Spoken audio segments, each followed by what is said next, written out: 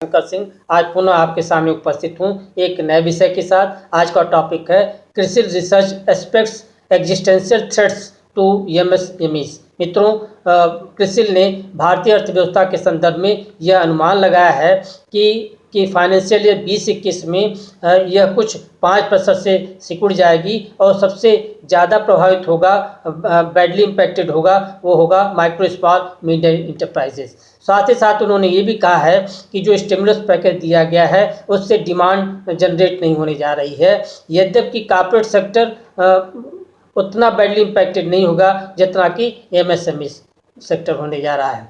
क्यों कहा कि स्मॉल बिजनेस के ऊपर बहुत ज़्यादा संकट है, तो इसका कारण उन्होंने बताया है कि एमएसएमई सेक्टर की रेवेन्यू में गिरावट 1/5 से होगी, तो ये गिरावट काफ़ी ज़्यादा है। साथ ही साथ उनका ये भी मानना है कि एमएसएमई सेक्टर को साख की समस्या से जूझना होगा, इनको वर्किंग कैपिटल की समस्या का सामना करना होगा, इसलिए इनकी क्रेडिट वर्दीनेस पर, इनकी साख पात्रता पर बहुत ज़्यादा प्रश्न चिन्ह होगा।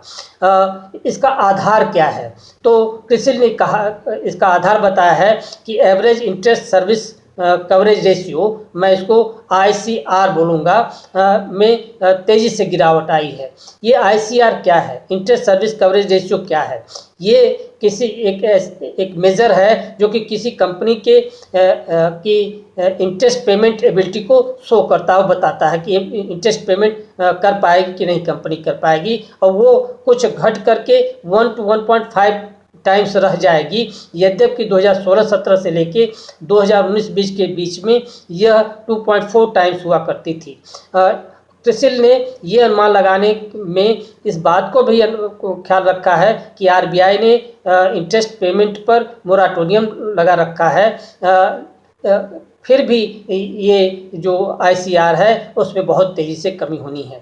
मित्रों, ICR में कमी का मतलब क्या है कि ये MSME के एग्जिस्टेंस पर ही प्रश्न चिन्ह लगा देगा। इसका अर्थ हुआ कि ये कंपनियां काफ़ी रिस्क में होंगी, ये इंटरेस्ट पेमेंट करने में डिफ़ॉल्ट कर सकती हैं, ये बैंकक्रप्ट हो सकती हैं।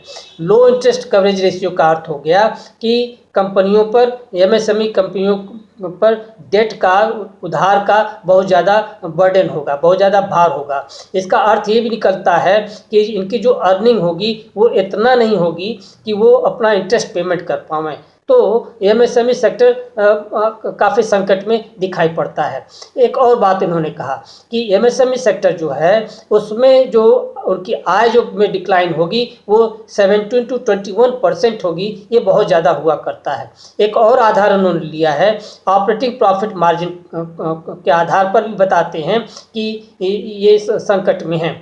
ये ऑपरेटिंग प्रॉफिट मार्जिन इनका नैरो हो रहा है, वो 4 to 5% नैरो हो जाएगा। इसका अर्थ, तो ऑपरेटिंग प्रॉफिट मार्जिन क्या होता है, ये भी एक मेजर है जो कि बताता है कि किसी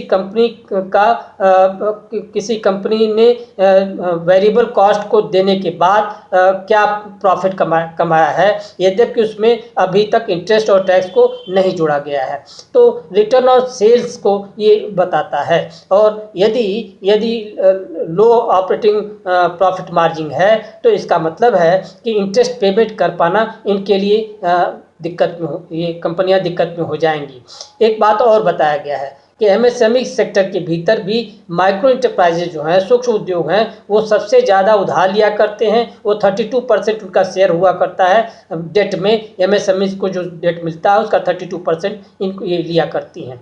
तो लेकिन ये जो माइक्रो इंटरप्राइजेज हैं वो भी काफ़ी, उनके रेवेन्यू ग्रोथ काफ़ी स्ट्रेस में रहेगा, उनका वर्किंग कैपिटल बड़ा स्ट्रेस में रहेगा, उनका ऑपरेटिंग प्रॉफिट मार्जिन भी बड़ा ही स्ट्रेस में रहेगा, और ये क्योंकि कॉस्ट ऑफ प्रोडक्शन बढ़ रहा है, सप्लाई चेन में दिक्कतें आई हैं और लेबर इशूज सबके समक्ष है।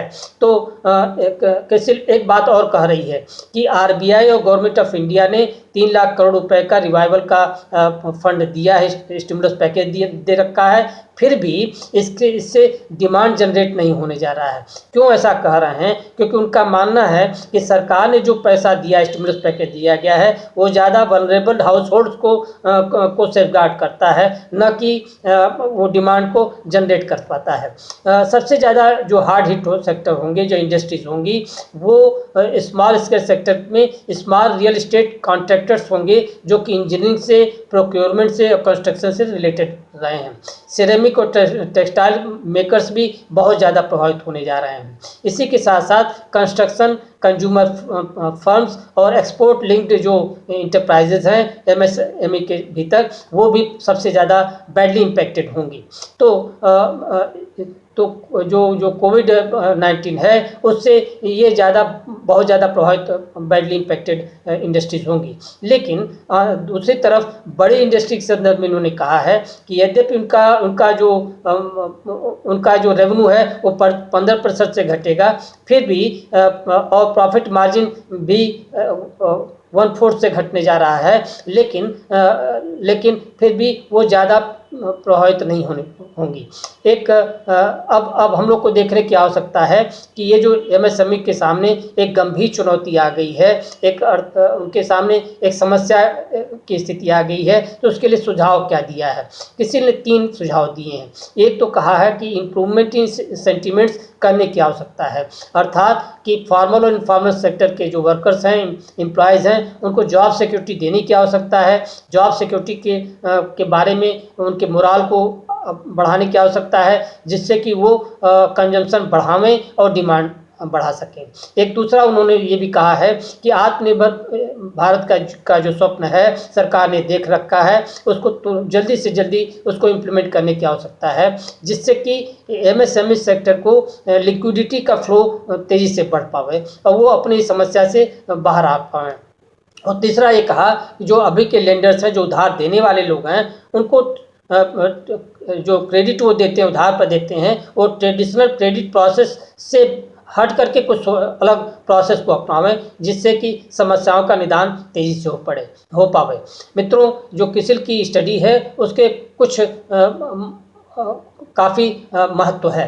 ये महत्व क्या है? इनका जो ये प्रेडिक्शन इन्होंने किया है कि वो ये कह रहा है कि एमएसएमई सेक्टर बड़े ही ग्रेव स्थिति में, बड़े ही संकटपूर्ण स्थिति में फंस गई है। और क्यों फंस गई है?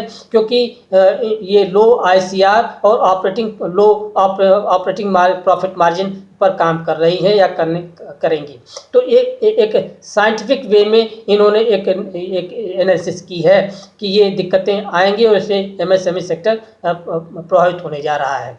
दूसरा एक और भी इस स्टडी का महत्व है और उस पर हम लोग विचार करें। मित्रों, गवर्नमेंट ने जो स्टिमुलस पैकेज दे रखा है, वो यद्यपि लो इंटरेस्ट रेट पर उसमें भी स्टिमुलस पैकेज देने की बात कही गई है, फिर भी low ICR and low operating profit margin के कारण जो एमएसएमई स्टिमुलस पैकेज से डेट उधार लेंगे, शायद उसको भी वापस न कर, उसका इंटरेस्ट भी वापस न कर पाएँ। तो क्योंकि अभी हमने कहा कि लो आईसीआर है और ऑपरेटिंग प्रॉफिट मार्जिन उनका कम है, तो इसके कारण इंटरेस्ट भी शायद वो वापस न कर पाएँ। तो ऐसी स्थिति में क्या होगा? ऐसी स्थिति में एनपीए बढ़ेगा। ऐसी स्थिति में बैंक और सरकार दोनों ही संकट में फंस जाने वाली हैं। एक और बात है कि इस पर भी विचार करने की आवश्यकता है कि इन्होंने 2 सजेशंस इंपॉर्टेंट दिए हैं। एक तो कहा है कि लिक्विडिटी को, साख की तरलता को बढ़ाने की आवश्यकता है, और दूसरा कहा कि रिवाइवल ऑफ सेंटिमेंट्स करने की आवश्यकता है। इस पर भी विचार किया जाए। तो इस पर यदि आप विचार करते हैं तो ये पाते हैं कि इससे भी डिमांड नहीं बढ़ने जा रही है और कंजम्पशन भी नहीं तेज़ी से बढ़ने जा रहा है। ऐसा क्यों मैं कह रहा हूँ? क्योंकि अभी आप जान रहे हैं कि सरकार ने, central government as well as state government, सभी ने अपने एम्प्लॉयज़ के डीए को रेस्ट्रिक्ट कर दिया है, उसको रोक दिया है। इनफैक्ट जून 2021 तक के 3 डीए होते हैं, उसको रोक लिया है। और यह भी संभावना है कि वो संभवतः एनुअल इंक्रीमेंट जो जुलाई में मिला करता है, वो भी संभवतः रुक जाएगा। इन दोनों का प्रभाव क्या होगा? इन दोनों का प्रभाव ये है कि एम्प्लॉयज़ के हाथ में, जो कि ज़्यादा डिमांड करते हैं, जो कि जो कि उपभोक्ता के रूप में काफ़ी उपभोग करते हैं, उनके पास पैसा कम हो जाएगा, उनके पास जो इनकम है वो कम हो जाएगी। और कंट्रैक्शन ऑफ इनकम के कारण कंजम्पशन और डिमांड दोनों ही कम हो जाएगी, और इसका दुष्परिणाम ये होगा कि ये जो विशेष सर्किल चल रहा है जिसमें एमएसएमई फंस गई हैं, उससे शायद वो बाहर ना आ पाएँ। तो लगता ऐसा है मित्रों कि ये सरकार कुछ विपरीत दिशा में सोच रही है, जबकि अब सरकार को पुनः अपने जो निर्णय लिया है, अपना जो सोच सरकार को है उस पर पुनर्विचार करने की आवश्यकता है। धन्यवाद, नमस्कार।